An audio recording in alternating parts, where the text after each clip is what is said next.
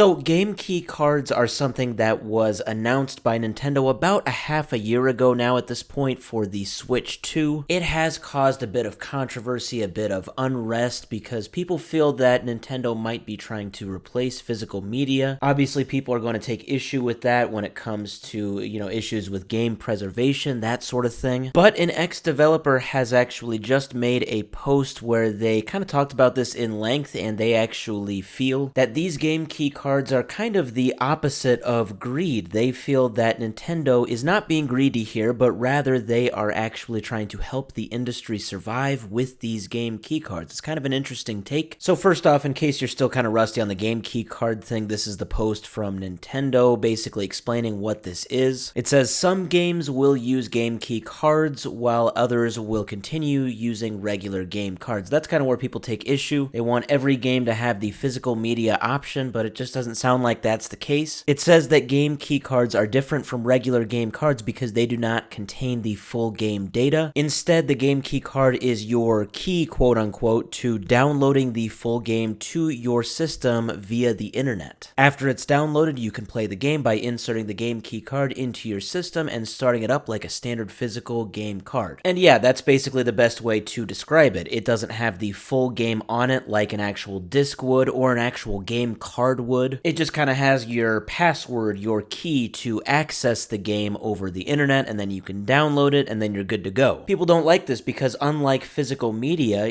with these game key cards, you don't actually have the game. So if Nintendo down the road just starts to, I don't know, stop supporting the game key cards for Hollow Knight Silksong or something like that, then you just wouldn't have that game anymore. That's where people really take issue. But that is where this guy comes in, Masakazu Sugimori. Now, he is somebody that used to work for Capcom. He would compose music for them. And so 5 days ago on September 8th, he made a post on X talking about this. I have broke it up into different parts here. I'm just going to talk about it because, as I said, it is quite an interesting take. Some will definitely agree and some will definitely not agree. But anyway, this is translated. So it says that regarding the claim often heard overseas that seems to have some legitimacy. So he's talking about the claim that says, quote unquote, it is unfair that something you bought becomes unplayable when the service ends. So he says, as a player myself, I can understand this perspective and I sometimes feel the same way.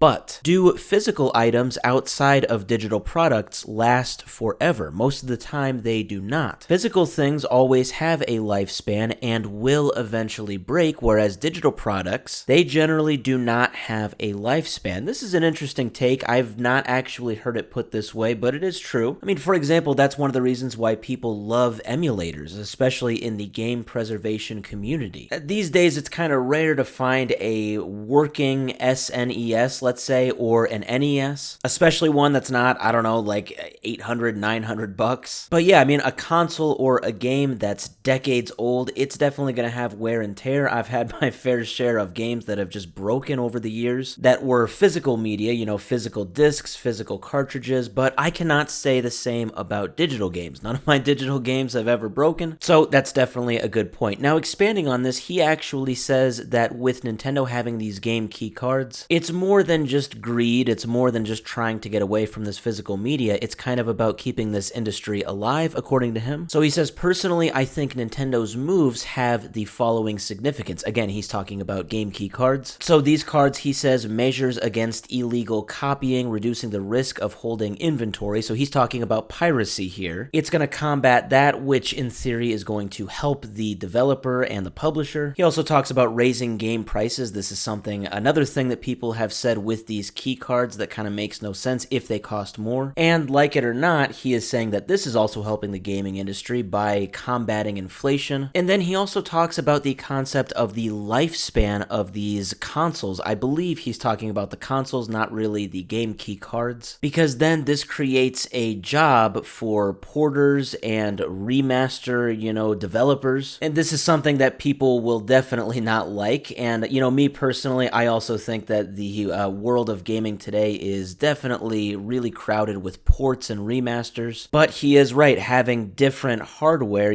different Xboxes or PlayStations or Nintendo consoles, that's also going to make there be a need for these re-releases. It does actually kind of bring into question, I'm just now thinking about it, if these game key cards, if they will actually, let's say, expire after 10 or 15 years from now, when the Switch 2's online service is no longer supported. I actually think there might be a bit of significance in that theory, but I'm not sure. And side note, this is why I really love PC digital products, because unlike the console digital products, there's really no concept of, oh, I got a new PC, so this older game that I bought 10 years ago on Steam is no longer compatible with this PC. That's not the case. You can upgrade and you'll still have your old games. Just wanted to add that because I think it's way different when you talk about digital products for something like Steam or GOG than versus something like Xbox or Nintendo. But I digress. He concludes by saying that he feels that all of these moves, especially with these game key cards, are trying to preserve the gaming industry. It's trying to help it. He says it might be a bit too optimistic of a view, but the fact is that because Nintendo takes the lead, other companies can more easily follow suit to protect themselves. He says he thinks that it's funny to suggest that a company as rich as Nintendo that is not desperate for profit would do something just to get more profit. I definitely disagree with that. There is no limit to the greed that a lot of these companies do have. But he says, I feel that their focus is on how to move in a way that protects the industry. That is the sense that I get. And you know what? Fair enough. I think this is an interesting perspective, and it has got me thinking about a few different things. Mainly with these game key cards, do they have an expiration date once the online services of the Switch 2, for example, once that is completely done? That I'm not quite sure about. Maybe that is one of the issues that people have. And if that is the case, that could, in a sense, kind of throw out the argument that these game key cards are actually good for game preservation as opposed to physical media. But nonetheless, this is a very interesting perspective, and